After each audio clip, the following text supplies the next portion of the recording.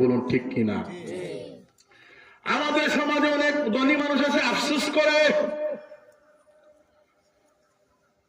কিছু মানুষ আছে, আল্লাহ বলেন ইন্নাল ইনসানা খুলিকা হালুআ ইযা মাসসাহুশ শাররু জাযুআ।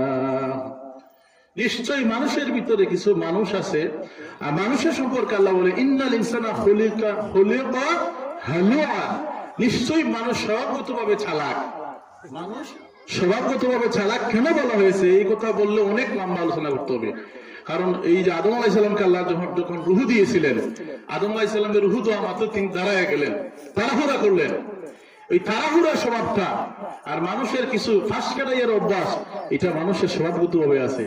যার কারণে আল্লাহ পাক এখানে কয়েকটি কারণের জন্য আল্লাহ পাক বলেছে ইন্নাল ইনসানা খুলিকা হালুআ। নিশ্চয়ই মানুষ বড়ই চালাক, মানুষ বড়ই চতুর। আবার অন্য জায়গায় বলেছেন ইন্নাল ইনসানা খুলিকা দাঈফা। নিশ্চয়ই মানুষকে আমি দুর্বল করে সৃষ্টি করেছি। খুলিকাল ইনসানু দাঈফা, মানুষকে আমি দুর্বল করে সৃষ্টি করেছি।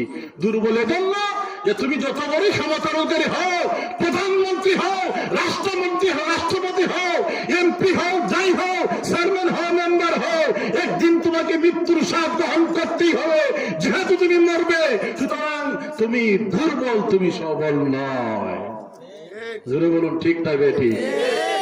মহৎ যেহেতু আছে, মহৎ যেহেতু আছে, তুমি যতই ক্ষমতার অধিকারী হও না কেন, তুমি দুর্বল।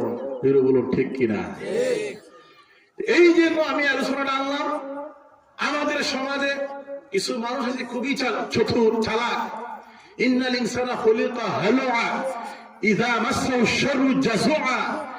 সে তার অবস্থা যখন খারাপ থাকে, ধনী যখন থাকে না, গরিব অবস্থা যখন থাকে, তখন সে মনে মনে কল্পনা করে যদি আল্লাহ আমাকে ধনী বানাইতো, তাইলে বরত্বের মাহফিলে আমি একলাই খরচ দিয়ে দিতাম। কথা বুঝছেন না? মাহফিলে সারা খরচ আমি একলাই দিয়ে দিতাম। মাইক থেকে শুরু করে সিন্নি থেকে নিয়ে ওয়াজির হাদিয়া থেকে নিয়ে সবকিছু মিডিয়া খরচ সব আমি দিতাম। যখন তার অবস্থা খারাপ থাকে তখন এই কথা বলে। আর যখন আল্লাহ পাক রব্বুল আলামিন তার অবস্থার পরিবর্তন করে দেন, তাকে উন্নতি দান করে দেন, ওয়াইজা মাসসাল খায়রু মানুআ, তার অবস্থার পরিবর্তন হওয়া মাত্রই সে কৃপণ হয়ে যায়। জুড়ে বলুন ঠিক না বেঠিক? কিছু মানুষ আছে না, ধনী হওয়ার আগে খালি বলে এই কর্ম সেই কর্ম, মসজিদে 50,000 টাকা দিয়ে আমি টাইজ করে দিব, মাদ্রাসা একটা বানাই দিব, অনেক কিছু দেখবেন বলে, কিন্তু যখন ধনী হয়ে যায়, ইযা মাসসাহু শাররু জাযুআ ওয়া ইযা মাসসাহুল খায়রু মানুআ, অবস্থার পরিবর্তন হয়ে গেলে পরে সে কৃপণ হয়ে যায়। আপনি বরত্তরের মাহফিলের জন্য ধনী দেখে ওর কাছে গেলেন, আপনি যে ভাই আপনার তো ছেলে আছে লন্ডনে, অথবা আপনি নিজেই লন্ডনী মানুষ, 5,000 টাকা দেন না বরত্তর মাহফিলের জন্য। সে তখন বাহানা দিবে আমি আসছি কিছুদিন হলো, টাকা উঠাইতে পারে না, এটা দেখি পড়ে। এরকম লোক আছে কিনা? নাই। অবস্থার পরিবর্তন হয়ে গেলে বদলে যায় যেই মানুষ, বুঝতে হবে এই মানুষটা তার চারিত্রিক দিক দিয়ে সে পূর্ণাঙ্গ মুমিন হতে পারে। মুহতারাম হাজিরিনে কেরাম, এটা আল্লাহ বলতেছেন, আমি বলতেছি না। এরপরে আল্লাহ পাক রব্বুল আলামিন বলেন ওয়াইজা মাসসাল খায়রু মানুআ, অবস্থার পরিবর্তন হয়ে গেলে তারা কি হয়ে যায়? কৃপণ হয়ে যায়। তারপরে আয়াতে আল্লাহ বলেন ইল্লাল মুসাল্লিন, শুধু মুসল্লিরা ব্যতীত, মুসল্লিরা যারা নামাজওয়ালা মানুষ, সত্যিকারের নামাজ যারা পড়ে, এরা ধনী হলে পড়েও তাদের অবস্থার কোনো পরিবর্তন হয় না। যদি বলেন না সুবহানাল্লাহ। নামাজি মানুষ কারা? তারও ব্যাখ্যা আল্লাহ দিয়ে বলেন আল্লাযিনা হুম আলা সালাতিহিম দাইমুন, নামাজি ব্যক্তি হচ্ছে ওই ব্যক্তি যেই ব্যক্তি সদা সর্বদা নামাজ পড়ে। শুধু এক ওয়াক্ত নামাজ পড়ার নাম বা সপ্তাহে একদিন জুমার নামাজ পড়ার নাম মুসল্লি নয়। যদি বলুন ঠিক না বেঠিক? বন্ধুরা আমার, বাবারা আমার, আমি আমার বিষয়ের উপর আলোচনা করবো বিদার। আমার আলোচনাকে আমি লম্বা করতে চাই না।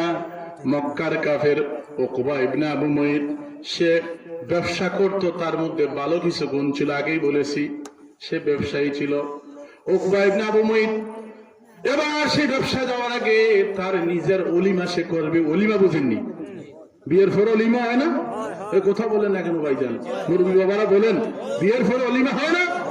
আমাদের দেশে অত্যন্ত আফসোসের সহিত বলতে হয় আমাদের সে কোনার বাড়িতে বরপক্ষ 100 জন, 150 জন, 200 জন, 500 জন মানুষ নিয়ে কোনার বাড়িতে খেতে খায়। লজ্জা থাকা দরকার। কোনার বাড়িতে খেতে যাওয়া নফল নয়, নফল নয়। যদি কোনো ব্যক্তি কোনার বাড়িতে বরপক্ষ দিয়ে খাওয়া নফল দেখাইতে পারে, সারা জীবনের জন্য মাইক ছেড়ে দেব, আর ওয়াজ মাহফিলে আসবো না। আপনাদের সামনে আমি এই চ্যালেঞ্জ ছেড়ে মারলাম। কথা বুঝতেছেন না? মা কি কথা আপনারা বুঝতেছেন না? যে খনের বাড়িতে দিয়ে খাও বলতে পারলে হুজুর আপনারা তো খান, আমরা তো না পেয়ে দেখাই, আপনারা দাওয়াত দেন, না গেলে তো বিপদ, চাকরি ছুটে যাবে। এই মানুষেরা দাওয়াত দিলাম গেল না কেন? কিন্তু খনের বাড়িতে খাওয়া না ফলো নয়। এই একটি অর্থ খাওয়ারের জন্য খনের বাবা চোখের পানি ছেড়ে তার জমিন বন্ধক দিয়ে আসে, তার বিঠা অর্ধেক বিঠা বিক্রি করে দেয় এক ভক্তি খাবারের জন্য।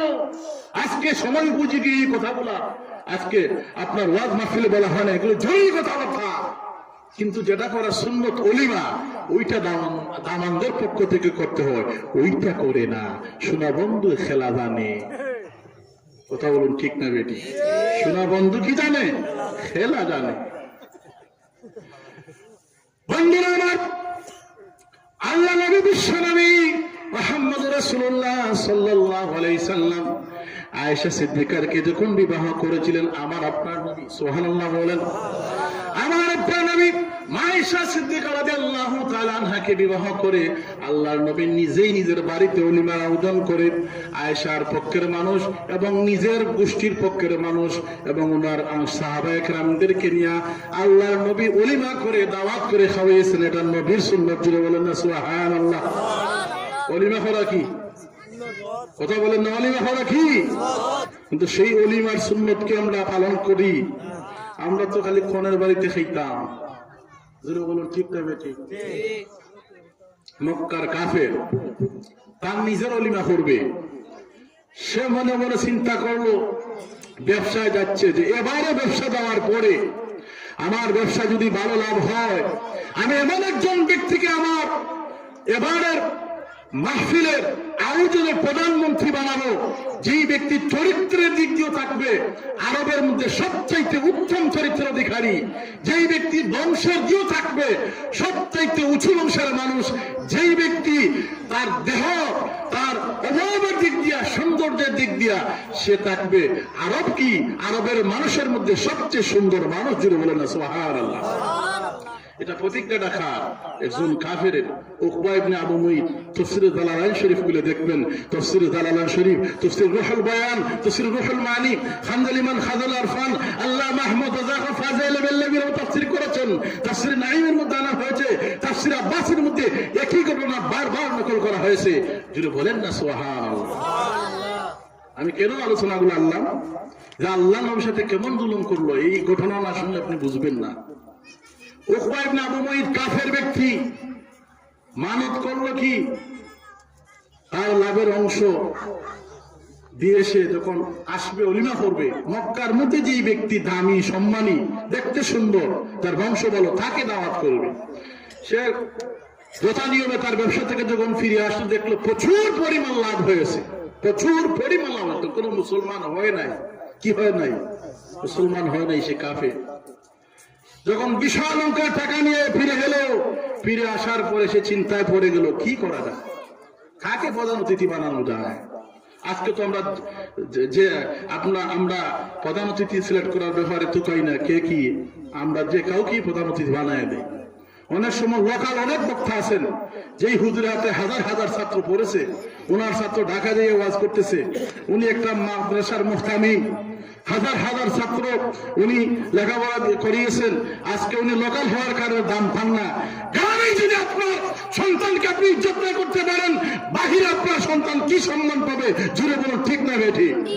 আমার জনমত হয়ে গেল অসংখ্য আমার ভাইয়েরা যারা আপনার দাওরা ফাঁস করেছেন, এই গ্রামের অসংখ্য আলিম উলামা আছে, ঠিক না বেঠি? এদেরকে মহব্বত করবে, করবেন, ভালোবাসবেন, ওনাদের যোগ্যতা অনুসারে নামটা সিরিয়াল মেনটেন রাখবেন।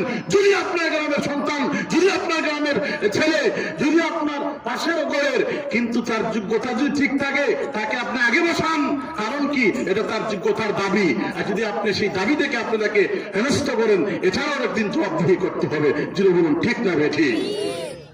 বন্ধুরা আমার, বাবারা আমার, মক্কার বড় কাফের এবং ধনী ব্যক্তি উকবা ইবনে আবু মুঈত ব্যবসা থেকে ফিরে এসে চিন্তায় পড়ে গেল, আমি কাকে প্রধান অতিথি বানাইব। রাত্রবেলায় চিন্তা করতেছে। চিন্তা করতে করতে তার মনের ভিতরে বারবার সম্মানী মানুষ, সুন্দর মানুষ, চারিত্রিক দিক দিয়ে একদম ভালো মানুষ, সে চিন্তা করতে লাগলো চারিত্রিক দিক দিয়ে ভালো মানুষটাকে।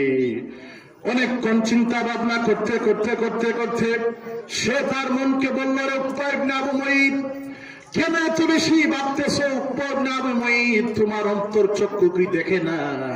মক্কার ভিতরে চারিত্রিক দিক দিয়ে সবচাইতে সম্মানিত ব্যক্তি আব্দুল্লাহর ছেলে মুহাম্মদের মতো আর কেহ নাই। জুড়ে বলেন না সুবহানাল্লাহ? আরেকটু জুড়ে বলেন না সুবহানাল্লাহ? কথা বুঝেন নাই? তার আত্মা থেকে বলতেছি, এরে উকবা ইবনে আবু মুঈত, কেন এত চিন্তা করতেছিস? কেন এত তুই টেনশন করতেছিস? উকবারে